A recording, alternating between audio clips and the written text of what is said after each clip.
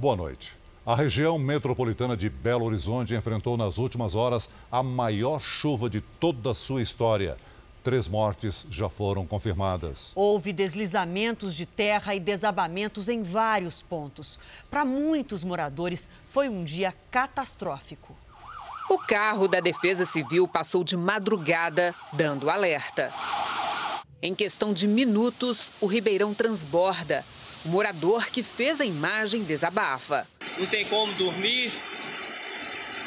Se você vai dormir, a água do rio pega as coisas da sua casa. Era o prenúncio de um dia difícil em toda a região metropolitana. Na região da Pampulha, o córrego virou um rio de forte correnteza. Quem mora por perto ficou o dia inteiro com medo. Alaga, né? Quando chove, nós fica com medo. Toda vez que chove aqui é dor de cabeça na certa. Nesta avenida, as pistas sumiram. Funcionários do posto de combustíveis ficaram ilhados. Como a água não parava de subir, guardas municipais bloquearam a pista no sentido centro. Em Betim, região metropolitana, a casa de Sirlene desmoronou. Ela conta que passava das 2 da madrugada quando percebeu que o barranco estava deslizando e conseguiu salvar toda a família. Eu estava dormindo, né? Aí na hora, eles ficou tudo desesperado. Também em Betim, outro flagrante. A encosta desceu levando 2 carros que estavam no pátio de uma empresa. No prédio vizinho, a correria foi para tirar os veículos do estacionamento. Nunca choveu tanto na capital mineira. Em 24 horas, o índice chegou a quase 200 milímetros. O recorde anterior era de 14 de fevereiro de 1978. E tudo indica que janeiro será o mês mais chuvoso da história, desde que a média passou a ser registrada há 112 anos. Nos primeiros 23 dias do ano, choveu quase o dobro da média do mês inteiro. As ruas de Raposos, cidade da grande Belo Horizonte, foram tomadas pela água. O Rio das Velhas transbordou e atingiu aproximadamente 1000 casas. Este casal precisou atravessar a enchente com um filho de 6 meses no colo. Todo mundo tem dormido desde madrugada, começou de madrugada aí, a gente acordou com a água lá já. O rio também corta Santa Luzia, onde deixou mais desalojados. Cerca de 30 famílias tiveram que sair de casa. É pânico, é desespero de ver isso tudo novo aí, jogado aí. Isso aí é tudo coisa de suada. É um desespero que a gente vai tentando ficar forte e não consegue. Veja agora outros destaques de hoje. Casa desaba em Minas Gerais e deixa mortos e desaparecidos. Brasil tem forte alta na criação de empregos com carteira assinada. Na série especial, o homem que sepultou boa parte das vítimas de Brumadinho.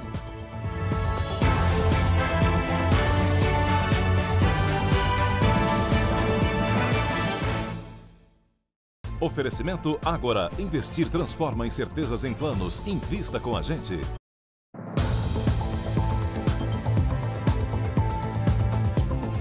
O Jornal da Record segue com as informações sobre os temporais em Minas. A situação mais grave foi registrada na cidade de Ibirité. Mãe e 2 filhos morreram soterrados quando um barranco cedeu. Uma pessoa está desaparecida. Imagens gravadas por moradores mostram o momento em que parte do barranco caiu. Houve desespero e corre-corre. Em outro vídeo é possível ver a terra arrastar parte da vegetação. Uma pessoa também registrou os instantes após o deslizamento. Acabou de cair aqui. O barranco desceu em cima da casa do rapaz. A casa, olha só, gente, ela ficava lá no alto e, de repente, ela começou a cair e foi arrastando tudo o que havia no local. A Polícia Civil informou que 4 pessoas foram soterradas, entre elas 2 crianças, uma de 6 anos e outra de 6 meses. O William tentou ajudar a retirar as vítimas dos escombros. É triste, é desesperador, tem 5h30. E é só Deus, que vocês viram lá, tá feio. Outras casas desabaram. Verônica morava em uma delas. Conseguiu escapar e salvar a filha de 1 ano. Fiquei muito desesperado, na hora eu não pensei em nada. Aí, graças a Deus, o moço viu lá eu chamando pro socorro lá, me ajudou, tirou primeiro a minha filha e depois me ajudou a descer também, que eu tive que sair pela laje. Segundo a prefeitura, as casas estavam em área irregular que foi invadida e há risco de novos deslizamentos, o que dificulta o trabalho dos bombeiros. A dificuldade é que talude acima desse local que nós identificamos, ele está totalmente exposto. Já pedimos o trabalho junto com a Defesa Civil que as pessoas, os outros moradores, fossem retirados. E vamos ao vivo agora até Belo Horizonte atualizar as informações sobre os temporais. O repórter André Rocha tem os detalhes para a gente. Boa noite, André. Qual a situação agora? Boa noite, Adriana. Boa noite a todos. Segundo um resultado parcial divulgado pela Defesa Civil, 16 cidades do estado de Minas Gerais foram afetadas pela chuva e 1.940 pessoas estão desalojadas e 403 desabrigadas. Na região metropolitana de Belo Horizonte, Raposo, Sabará e Ibirité são as cidades onde são necessários mais cuidados. Houve uma situação inusitada em Rio Piracicaba, interior do estado. 44 detentas de um presídio feminino tiveram que ser transferidas para a cidade vizinha, Ponte Nova, por causa do risco de alagamento. De Belo Horizonte, André Rocha. Obrigada, André. Um menino de 8 anos foi vítima de bala perdida no Rio de Janeiro. É a terceira criança baleada este ano na região metropolitana do Rio. Severino trabalha como motorista há 18 anos e nunca imaginou que seria vítima da violência justamente com a família dentro do carro. Eu sou mais um agora, né, nas estatísticas da violência do Rio. O filho dele, de 8 anos, foi baleado no pescoço e está internado neste hospital particular na Baixada Fluminense. A criança não corre risco de morrer. A família voltava da formatura de um sobrinho quando o carro em movimento foi atingido por uma bala perdida. A bala atravessou o vidro da frente, passou de raspão no volante e feriu o garoto que estava sentado aqui, no banco de trás. O motorista saiu da linha vermelha, uma via expressa importante da cidade, e seguiu em direção a um acesso que liga a bairros da zona norte do Rio. Inaugurada há 2 meses, a ligação fica próxima à rodovia Presidente Dutra e a comunidades dominadas pelo tráfico. Há 2 semanas, na mesma região, uma adolescente também foi baleada no pescoço dentro de um carro. Ela se recupera em casa. Em 2019, 24 crianças foram baleadas na região metropolitana do Rio. Esse ano já são 3 casos registrados. A família tem certeza de que o menino é um sobrevivente. Causa um misto de revolta, de tristeza, de ver que uma criança, uma família, sai para comemorar uma formatura, uma colação de grau da área da saúde e volta com uma notícia triste. Olha, na ansiedade de conseguir trabalho, escapar do desemprego, centenas de brasileiros estão sendo vítimas de golpes. Criminosos oferecem vagas de trabalho por meio de aplicativos e sites falsos na internet e convencem os candidatos que é preciso pagar por um equipamento para trabalhar. Para Carlos, parecia uma boa oportunidade. A vaga era para agregar o carro para fazer entrega de remédios. Mas, para isso, ele precisaria pagar para colocar um rastreador no próprio carro. Tinha que comprar com eles, não tinha opção de eu comprar. Ainda te perguntei, não pode ser o meu? Eles falaram, não. Tem que ser um próprio da empresa porque vai rastrear a mercadoria. Depois do depósito de R$ 350, a empresa desapareceu. Arruma um dinheiro, uma dificuldade para você ter e deixar dinheiro na mão de bandido de graça, entendeu?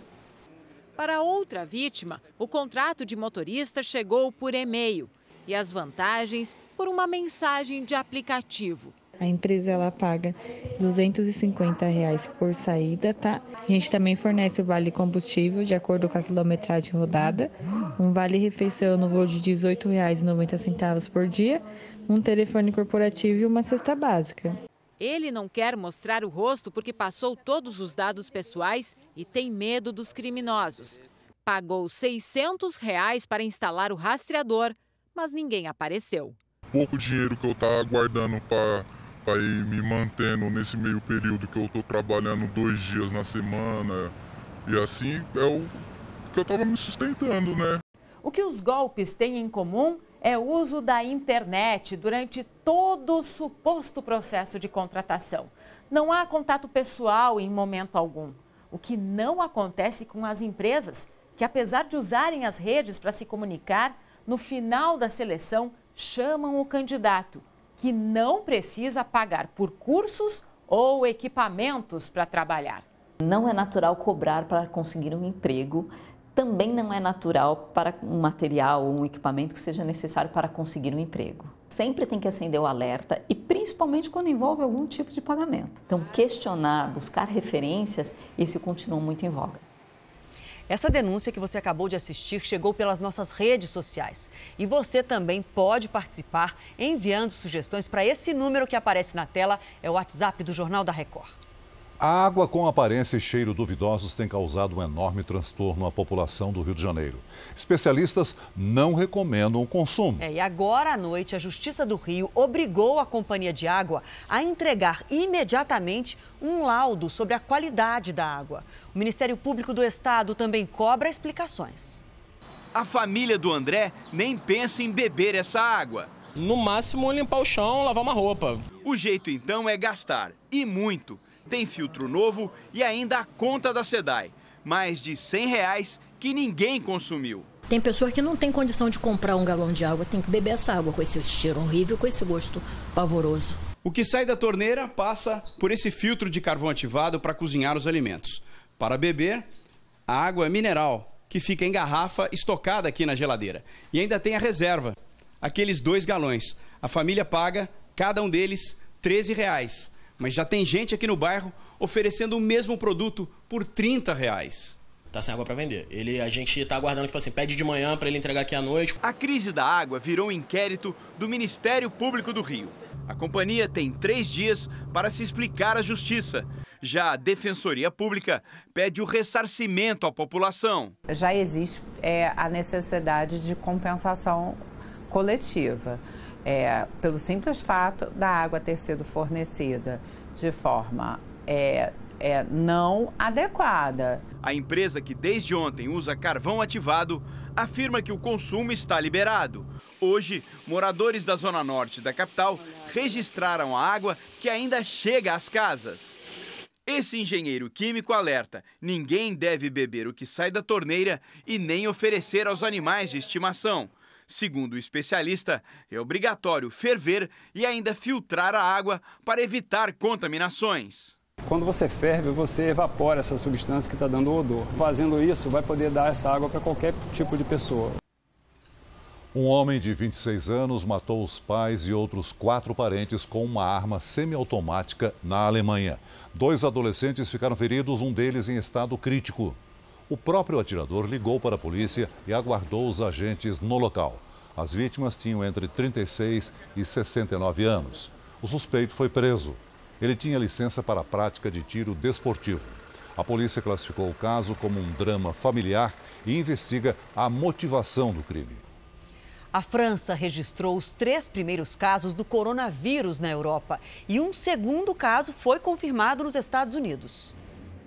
Uma mulher de 60 anos de Chicago, no estado de Illinois, deixou o hospital e está em isolamento dentro de casa. Ela voltou de Wuhan, na China, na semana passada. Um robô trata do primeiro paciente nos Estados Unidos para evitar a contaminação no hospital. O prefeito de Nova York disse hoje que o vírus pode chegar à cidade mais cedo ou mais tarde. Por isso, medidas de segurança já estão em vigor. O JFK aqui em Nova York é um dos 5 aeroportos dos Estados Unidos que estão fazendo uma triagem com quem chega da região de Wuhan, na China. Chicago, Atlanta, São Francisco e Los Angeles também estão tirando a temperatura e fazendo perguntas a respeito da saúde desses passageiros. Em Wuhan, um pedágio se transformou em posto de controle. As autoridades decidem quem entra ou sai da cidade. Quem tem febre é encaminhado ao hospital imediatamente. Mais de 800 pessoas foram infectadas no mundo. Pelo menos 41 morreram. O presidente Bolsonaro chegou hoje à Índia para uma visita oficial de 4 dias. Ele falou da expectativa de negócios com o país asiático e disse que o Ministério da Justiça vai continuar responsável pela segurança pública. Placas de boas-vindas ao presidente foram espalhadas pelas ruas de Nova Delhi. Jair Bolsonaro é convidado de honra para as festividades do Dia da República da Índia no fim de semana. Já no hotel, recebeu um tradicional colar de boas-vindas. e conversou com os jornalistas. O potencial de comércio com o Brasil é muito grande. A Índia deve se tornar em breve o país mais populoso do mundo. Compra principalmente petróleo do Brasil, disputa conosco o mercado mundial de açúcar e quer diversificar os negócios. Etanol é uma questão importante, né? Se eles, por exemplo, né, agregarem mais etanol na gasolina, o açúcar se equilibra no mundo. Aí isso é interesse nosso, é deles também. Incomodado com a repercussão de uma possível divisão do Ministério da Justiça e Segurança Pública, o presidente Jair Bolsonaro foi direto e mandou um recado incisivo para tranquilizar o ministro Sérgio Moro. Garantiu que a pasta não será dividida. A chance no momento é 0. Tá bom ou não? Tá bom, né? O presidente comentou ainda a afirmação do ministro da Economia, Paulo Guedes, sobre a criação de um imposto para bebidas alcoólicas, cigarros e produtos com açúcar, como refrigerantes e chocolates. Ô Paulo Guedes, desculpa aqui, ser meu ministro, te sigo 99%, mas aumento de imposto para cerveja, não. A agenda oficial começa amanhã, com um encontro com o primeiro-ministro da Índia, Narendra Modi. Vão ser assinados pelo menos 15 acordos bilaterais. Exclusivo no Domingo Espetacular. Perto de completar 10 anos da morte de Elisa Samúdio, o goleiro Bruno fala sobre o crime pela primeira vez depois de sair da cadeia. Bruno tenta voltar ao futebol, mas as portas se fecham. A reação popular barra as tentativas de contratação do goleiro, condenado pela morte de Elisa Samúdio. A criança nunca foi o problema da situação do crime. A situação vai muito mais além do que você possa imaginar. Bruno diz que se fosse hoje, faria tudo diferente. Quando ela chegou para mim e falou que estava grávida, fazia tudo diferente.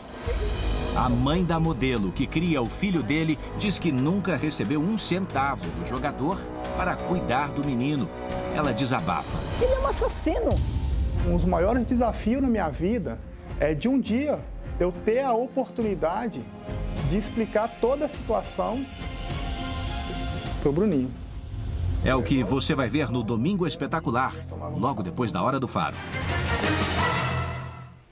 Veja ainda hoje como os militares vão ajudar a reduzir a fila das aposentadorias do INSS. E na nossa série especial, o homem que se despediu de boa parte das vítimas de Brumadinho.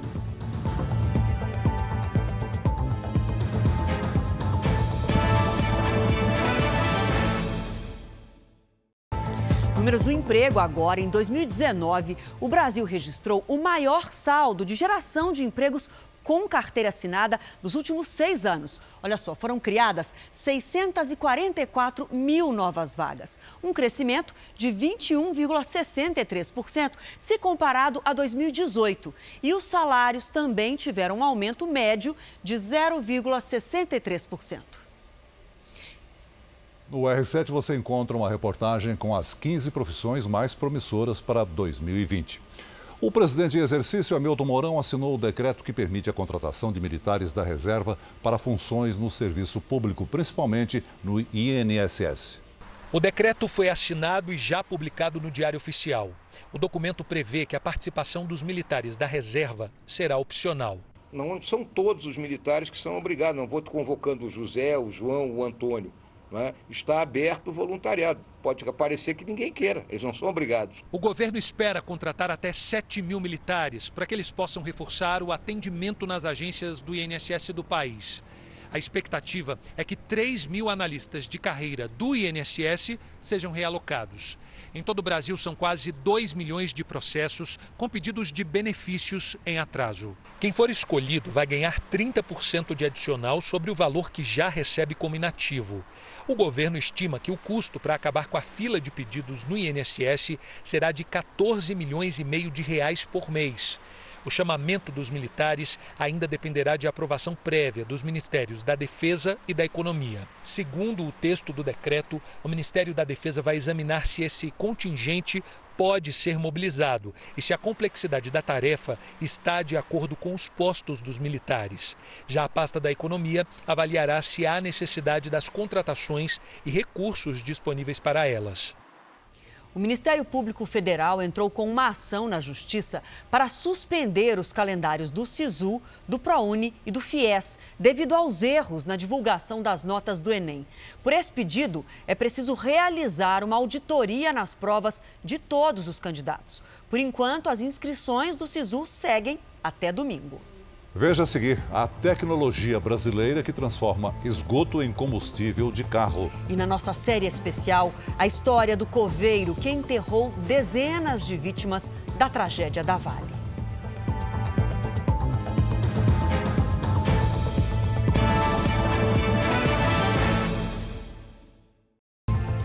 Perto de comemorar 466 anos, São Paulo, a maior cidade do país, tem visto surgir um novo centro que mistura edifícios históricos e prédios modernos. Mas para avançar no setor imobiliário é preciso vencer desafios econômicos e sociais. Um dia São Paulo já foi assim. Eram os tempos em que o centro era a área mais valorizada da cidade. Mas o crescimento e a falta de planejamento mudaram o cenário. Aqui está um abandono, está horrível. As ruas estavam bem abandonadas, né? O centro estava bem abandonado mesmo. O centro de São Paulo tem vivido uma nova fase. Investimentos públicos e particulares tentam modernizar a região e, com isso, trazer mais e mais pessoas para cá. E não só de passagem, mas para ficar de vez. Pode-se ver aí duas tendências, assim, tanto há um avanço no sentido de uma agenda de trazer os investimentos de novo para o centro, então nesse sentido atrair investidores, mas há também uma organização no sentido de viabilizar a habitação de interesse social. A Prefeitura de São Paulo afirma que o centro está entre as prioridades. O centro tem jeito, teatros, escola de dança, Praça das Artes, que poderiam ser melhor aproveitados pela população se ela pudesse vir aqui, principalmente durante o período da noite. O apartamento tem 18 metros quadrados, mas a versatilidade impressiona. São as novas caras do centro. Economiza o tempo dele, economiza a questão de transporte para ir para trabalhar, ele está perto de tudo nessa região. Vamos saber como é que fica o tempo no fim de semana. Como a gente mostrou na abertura do JR, hoje é o dia mais chuvoso dos últimos 90 anos em Belo Horizonte. Lidiane, boa noite para você. O que os mineiros podem esperar pelos próximos dias? Sem muitas mudanças, viu, Adriana? Boa noite para você, para quem nos acompanha. Na capital mineira, além do dia mais chuvoso, janeiro bateu o recorde dos últimos 17 anos. Só perde, e por enquanto, para 2003. Este ano já choveu o dobro do esperado. A umidade da região norte mantém as nuvens de chuva entre o Rio de Janeiro e Goiás. Segundo o Serviço Geológico do Brasil, rios das bacias do Muriaé e do Rio das Velhas transbordaram em cidades mineiras e do Rio de Janeiro. Outros rios destas bacias e também do Rio Doce estão em alerta para inundação nas próximas horas, em Minas e no Rio também. Por isso, o alerta para deslizamentos e alagamentos continua nestas áreas e também no litoral da Bahia. De Alagoas até o Amazonas e em Mato Grosso, pancadas à tarde. Tempo firme em Roraima. O ar seco impede a formação de nuvens carregadas e, por isso, o tempo fica firme e seco do Rio Grande do Sul até São Paulo e em Mato Grosso do Sul, com previsão de ondas de até 2,5 metros entre o estado gaúcho e Santa Catarina. Em São Paulo, a capital vai comemorar o aniversário de 466 anos com sol e 28 graus. No domingo, faz 29. Um presentão para a população que quiser comemorar, não? São Paulo merece esse sol. É isso. Até segunda, bom fim de semana, Adriana. E um terremoto de 6,7 graus na escala Richter atingiu a Turquia e deixou pelo menos 14 mortos. Casas e prédios desabaram, dezenas de abalos secundários foram registrados. E países vizinhos, como o Iraque e a Síria, também sentiram o terremoto. Esse prédio aí pegou fogo logo depois do tremor. Uma revolução energética está tirando do esgoto o combustível para abastecer carros. O modelo pioneiro no Brasil, desenvolvido numa estação de tratamento no interior de São Paulo, faz bem para a economia e para o meio ambiente. A cada dia, 1.500 quilômetros. É o que rodam os carros da Companhia de Saneamento Básico, em Franca, no interior de São Paulo. O combustível sai daqui mesmo. O gás produzido nesta estação de tratamento de esgoto abastece toda a frota da empresa. Tecnologia inédita no Brasil. desenvolvida em parceria com o Instituto Alemão para aproveitar um recurso que era descartado. A estação recebe 500 litros por segundo de esgoto. Separa da água os dejetos sólidos, que viram lodo. Nesta grande estrutura fica concentrado o lodo que foi separado do esgoto. E aí dentro tem um processo chamado de digestão, em que bactérias consomem várias substâncias e assim preparam este material para ser descartado em aterros sanitários. E nesse processo de digestão ocorre a liberação do biogás. E até pouco tempo atrás, todo esse gás era queimado. É aí que entra a nova tecnologia para acabar com o desperdício. Nós iniciamos o processo do que a gente chama de economia circular, que é o aproveitamento de todos os rejeitos, vamos dizer assim, de uma estação de tratamento, transformando isso em insumos. Nesta área onde eu estou entrando agora, ocorre um processo de purificação do biogás. Nos tanques que ficam aqui atrás, é feita uma separação de substâncias que podem causar a corrosão no motor de um carro. O resultado, no final do processo, é só o gás metano, em condições de abastecer os veículos. Com isso, a emissão de poluentes na atmosfera cai até 90% na comparação com a gasolina. E esse gás ainda poderia abastecer um gerador para produzir energia elétrica. Nós estamos economizando a nível global aí, né, a energia que é produzida por combustível fóssil, né, que é as termoelétricas, que são muito poluentes. Com este conceito de reuso de recursos, já existe o plano de beneficiar o lodo, para, em vez de descartá-lo em aterros, aproveitar o material na agricultura. É importante do ponto de vista econômico e ambiental. Elas se completam, né? Então, acredito que esse modelo que está sendo implantado aqui, muito em breve, né, vai ser um modelo que vai ser usado em todas as estações, não só no estado de São Paulo, mas no mundo. 259 famílias se despediram de parentes nesse ano que se passou desde o rompimento da barragem de Brumadinho. Os corpos foram encontrados sob a lama. Muitos foram sepultados pelas mãos de um único coveiro, morador da cidade. E mesmo para alguém tão acostumado com a morte, a tragédia é insuperável.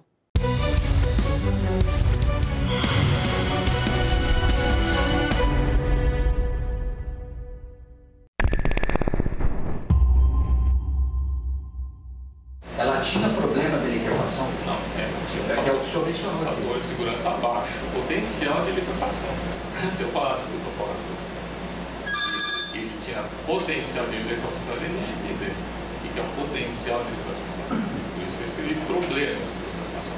Se existisse problemas de liquefação, era uma coisa muito grave.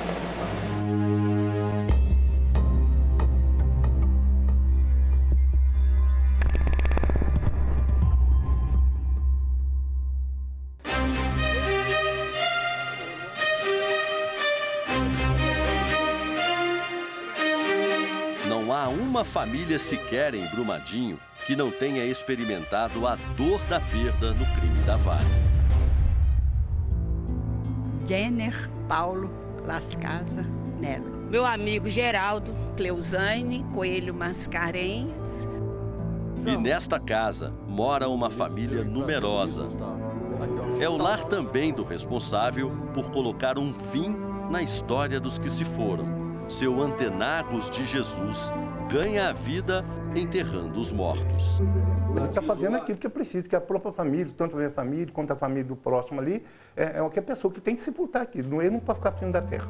Então o lugar do defunto é debaixo do chão.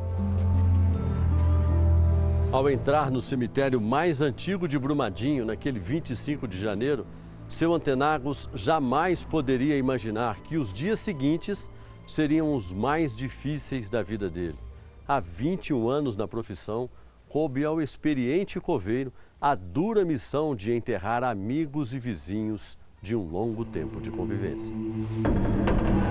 Entre túmulos e covas, nomes conhecidos viraram números. Aqui no 301 foi enterrado o Noé, e no 324 também, o Gilmar. Gaveta número 74 foi enterrado o André Luiz Almeida Santos. Em 79 foi enterrado o Olavo Henrique Coelho. Nos primeiros meses depois da tragédia, 3 de cada 10 enterros eram de vítimas da Vale. Até agora você já enterrou quantos corpos? Nesse cemitério aqui foi 35. Alguns túmulos ou gavetas têm 2 datas. A da morte, 25 de janeiro de 2019, e a data em que o corpo foi encontrado e enterrado, 4 de fevereiro de 2019. Remover a terra para depois colocá-la de volta sobre o caixão é um trabalho que exige esforço, mas até os mais fortes por fora se fragilizam por dentro diante das quase 300 vidas que se foram. E assim, isso aí me abalou demais, psicologicamente. Porque hoje eu sinto, eu fico assim, nervoso, dá vontade de chorar. E de noite eu não conseguia dormir direito, porque você sabia, vendo os pais, mãe deles chorando perto de mim, eu não aguentava. Tinha que chorar junto com eles também. Quase 15% dos mortos na tragédia desceram nas covas pelas mãos de antenagos. Um deles foi Marcos, irmão de Paulo. Ele perdeu no mesmo dia também o cunhado. Esse aqui era meu irmão, Marcos Tadeu, ele era soldador lá na Vale, trabalhava na Vale. E esse aqui é meu cunhado, técnico de segurança do trabalho, também trabalhava na Vale. Os corpos foram encontrados logo no início das buscas. O técnico em enfermagem trabalhava numa empresa terceirizada que prestava serviços para a Vale. Ele poderia ter sido a terceira vítima da família, não fosse uma troca de turno. Era meu horário de trabalho, no tanto que minhas colegas tudo morreram, entendeu? Paulo tem um laudo médico que recomenda que ele não volte a trabalhar perto da barragem que se rompeu. Eles não aceitaram, falaram que eu tinha de ir, que eu tinha de esquecer a tragédia, tinha de esquecer meu irmão. Me transferiram para longe, um lugar que eu vou gastar umas 4 horas de ida, umas 4 horas para voltar. Ele não aceitou e a empresa o ameaçou de demissão por justa causa. Paulo recorreu, mas está desde setembro sem receber. E os gastos com remédio são muitos, né? Só, R$ 271,40. Quem está pagando? Eu, do meu próprio bolso.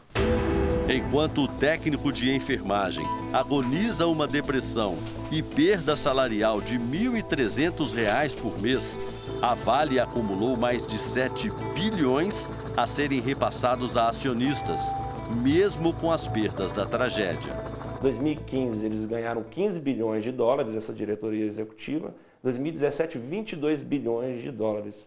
Então, a pergunta que se faz é, esse é o tipo de mineração que a gente quer? Em que uma diretoria executiva recebe 22 bilhões de dólares em decorrência da extração mineral e a população dessas regiões mineradas sofre. A conta não faz sentido, nem para o Paulo, nem para o seu Antenagos. O dinheiro falou mais alto, com toda a consciência que sabia que aquilo ia acontecer, que tinha como defender essas pessoas, por que não defenderam elas? O Jornal da Record termina aqui. A edição de hoje na íntegra e também a nossa versão em podcast estão no Play Plus e em todas as nossas plataformas digitais. E à 00:30 tem mais Jornal da Record com o Sérgio Aguiar. Fique agora com a novela Amor Sem Igual. Uma ótima noite. A gente se encontra amanhã aqui no JR. Até lá. Boa noite.